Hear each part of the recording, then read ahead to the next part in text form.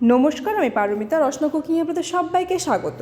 Pomfret মাছের মালাইকারি কেরালা স্টাইলে বানানোর জন্য সবার প্রথমে একটা মিক্সিং জারে 4 থেকে 5টা ছাঁচি পেঁয়াজ, 10 থেকে 12 কোয়া রসুন, 2 টুকরো আদা, একটা কাঁচা লঙ্কা, 10 থেকে 15টা কারি পাতা, 1.5 চা চামচ নুন, 1 চা চামচ হলুদ গুঁড়ো, 1.5 চা চামচ কাশ্মীরি লাল লঙ্কার গুঁড়ো নিয়ে 3 থেকে 2.5 থেকে 3.5 চামচ জল দিয়ে ভালো করে পেস্ট করে নিতে হবে। এবার এই পেস্টটাকে দিয়ে মাছগুলোকে ম্যারিনেট করতে হবে। 2 পিস পমফ্রেট মাছ নিয়েছি আমি এখানে, যেটার গা থেকে জলটা খুব ভালো করে মুছে নিয়েছি। আপনি চাইলে কিচেন টাওয়াল অথবা টিস্যু পেপারের সাহায্যে মাছগুলোকে ভালো করে জলটা মুছে দিতে পারবেন। এরপর মাছের গায়ে একটু চিড়ে নিয়েছি এবং সেই চেরা অংশগুলোতে ভালো করে মশলাটাকে লাগিয়ে দিচ্ছি। মাছটা খুব ভালো করে মশলা দিয়ে ম্যারিনেট করতে হবে। মাছের পেটের মধ্যেও কিন্তু মশলাটা একটু করে দিয়ে দেবেন। মালাইকারি নাম দেখে ভাবছেন যে চিংড়ি মাছের মালাইকারি যেরকম রান্না হয় সেরকমই না, তা কিন্তু একদম নয়। এটা একটু অন্য রকমের মালাইকারি। তো সেটা জানার জন্য পুরো ভিডিওটা কিন্তু দেখতে হবে আপনাদেরকে। আর আপনি যদি চ্যানেলে নতুন হন তাহলে অনুরোধ করব, ভালো লাগলে ভিডিওটা অবশ্যই লাইক, কমেন্ট এবং শেয়ার করবেন।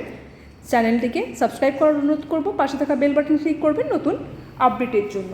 এবার চলুন পরের স্টেপে যাই। মাছটাকে 10 থেকে 15 মিনিট ম্যারিনেশনে দিয়েছি। এরপর কড়াই গরম করেছি, তাতে তেল দিয়েছি। সর্ষের তেলেই কিন্তু মাছটা রান্না করব।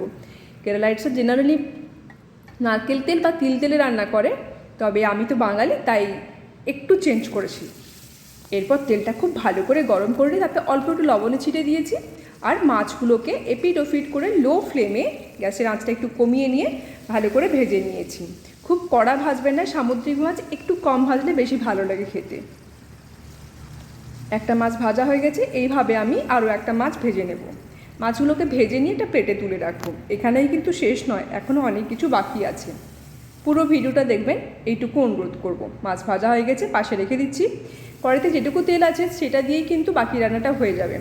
তো পুরো মশলাটা তো আর মাছ ম্যারিনেশনের জন্য লাগেনি, অর্ধেক মশলা ছিল, সেটাকে আমি ওই তেলের মধ্যে দিয়েছি, একটু কষে নিয়েছি। তার মধ্যে আরও কয়েকটা কারি পাতা দিয়েছি আর 1/4 কাপ তেঁতুল গোলা জল দিয়েছি। এটা হচ্ছে খুব ইম্পর্টেন্ট এই তরকারিটার জন্য। এবারে মশলাটা খুব ভালো করে কষা হয়ে গেছে, উপরে তেলও ভেসে উঠেছে। এরপর যেটা দিতে হবে সেটা হচ্ছে কি একদম নরম ডাবের শাঁস, সেটাকে ভালো করে বেটে নিতে হবে। তারপর এর মধ্যে ভালো করে মিশিয়ে দিতে হবে আর লো ফ্লেমে মিনিট 2 রান্না করতে হবে। বেশ সুন্দর গন্ধ আসছে। এবার আরও একটু জল দিতে হবে, 1/2 কাপ জল দিচ্ছি আরও।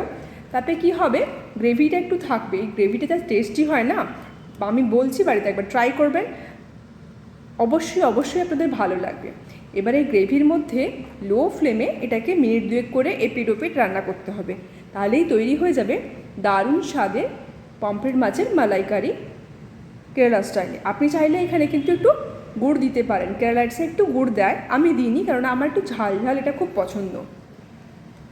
তো বাড়িতে ট্রাই করার পর আমাকে জানাবেন কেমন লাগলো। ভালো থাকবেন, নমস্কার।